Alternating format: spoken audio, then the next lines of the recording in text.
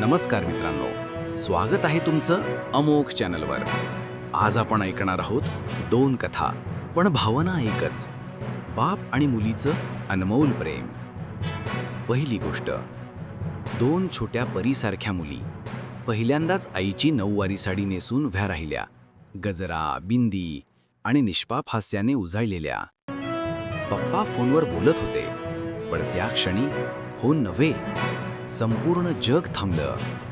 त्या नजरेसमोर उभं होतं त्यांचं विश्व. पप्पांनी फोन ठेवला, धावत जाऊन मुलींना मिठी मारली, नजरेचा उतारा काढला आणि अश्रूंनी भरलेल्या डोळ्यांनी म्हणाले, माझ्या स्वप्नांचं रूप आज माझ्या समोर उभं आहे. तो क्षण इतका कोमल होता की पाहणाऱ्याचं हृदयही पणावलं. जणू प्रत्येक बापाला त्या क्षणात स्वतःचा अंश दिसला. आता दुसरी कथा. पश्चिम बंगालमधला एक साधा बाबा, बच्चू चौधरी, दररोज चहा विकायचा आणि दिवसअखेर काही नाणे बाजूला ठेवायचा. 4 वर्ष दिवस गणित पैसे जमा होत गेलं.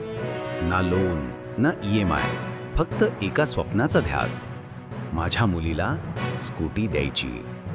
आणि मग एक दिवस आला.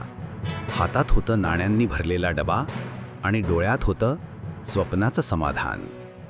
तो शोरूममध्ये गेला, चहावाला म्हणून नाही तर बाबा म्हणून. सुमित्रांनी त्यानं घेतली मुलीला स्कूटी. त्या क्षणी सगळ्यांनी जाणवलं, देव कुठेतरी वर नाही, तो बापाच्या रूपात इथेच आहे. दोन्ही कथा वेगळ्या, पण भाव एकच, प्रेमाचा, त्यागाचा आणि न बोललेल्या कृतज्ञतेचा. कारण बाप तो नेहमी पडद्यामागे असतो, पण प्रत्येक प्रकाशाच्या मागे त्याचीच सावली असते.